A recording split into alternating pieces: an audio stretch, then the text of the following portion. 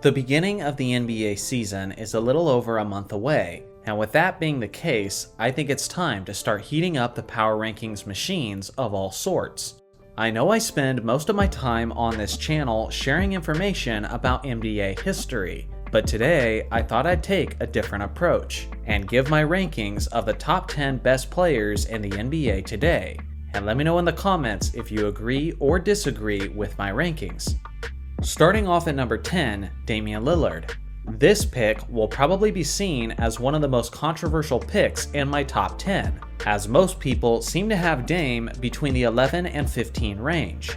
For me personally, that's just not high enough. Last season, Lillard put up 32 points per game, over 7 assists, and nearly 5 rebounds, while continuing to be one of the most lethal deep shooters in the entire league. Sure, he's not a great defensive player, but I don't understand why that criticism carries so much weight when people regularly rank others much higher who are also one-way players.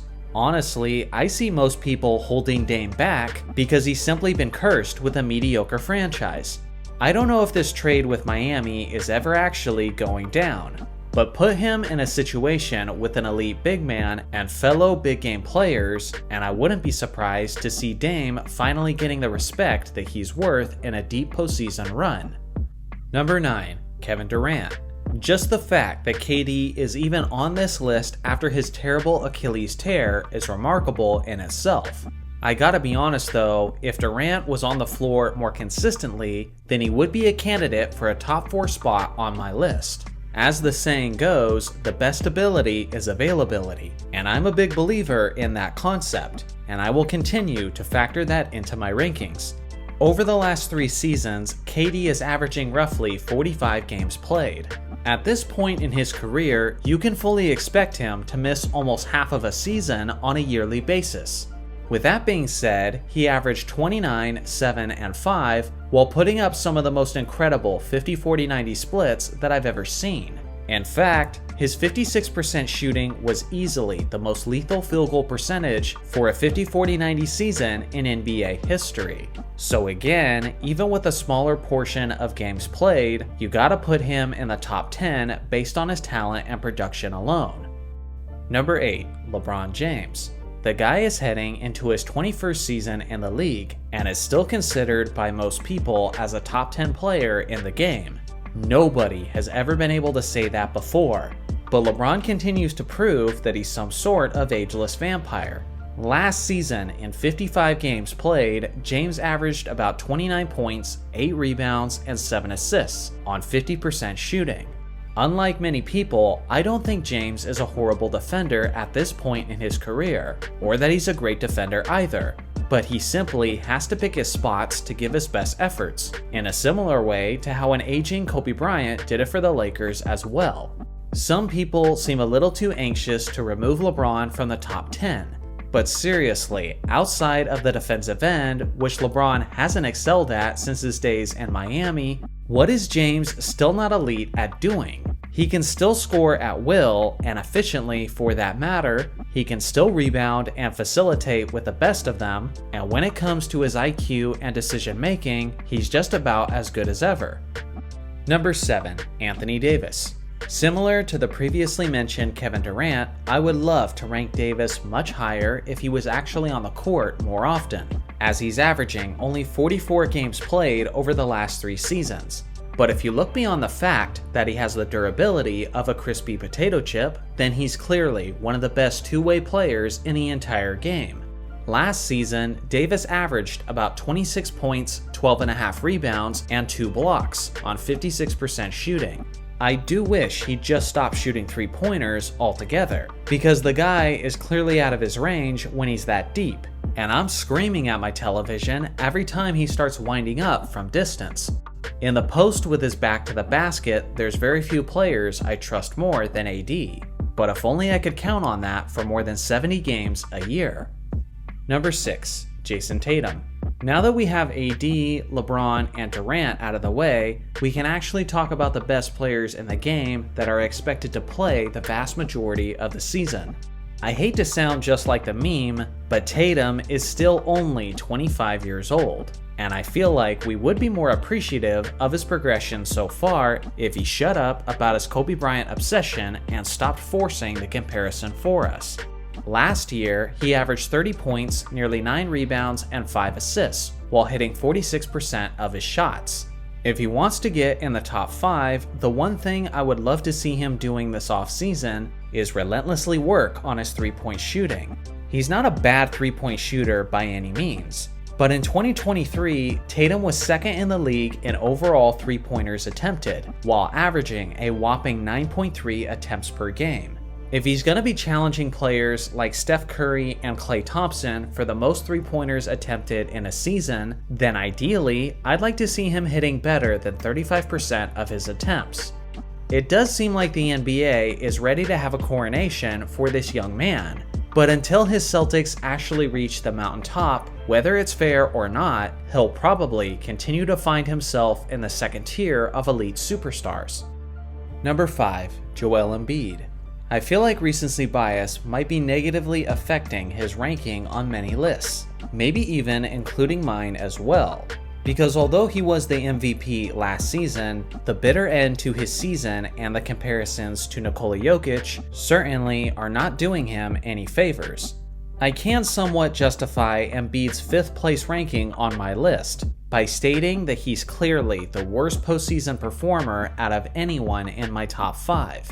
Last season, he put up stellar averages of 33 points, 10 rebounds, and 4 assists on nearly 55% shooting. And that was the second straight season that he had led the league in scoring. But when you look at how he crashed hard in the postseason, well then it's no wonder why many people consider the reigning league MVP a borderline top 5 player. Because of this hard lesson that everyone learned, there's probably no way he's significantly climbing up the list until he redeems himself in the playoffs. Number 4. Luka Doncic. He's the youngest player in the top 10, yet he's already a statistical monster who's regularly accomplishing feats that's putting his name in the record books. And if his off-season conditioning is any indication, he may be getting even better in this upcoming season. Last year, Luka put up 32 points, 8 rebounds, and 8 assists on nearly 50% shooting.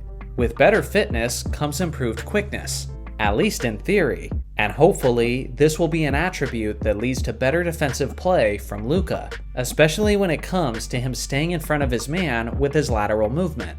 Admittedly, things are not looking too promising from the offseason footage, but at least it's a start.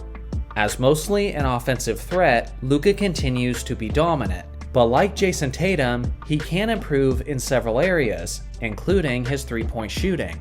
But unlike several players on the list, Luka's got plenty of time to figure out his weaknesses. Number 3. Steph Curry.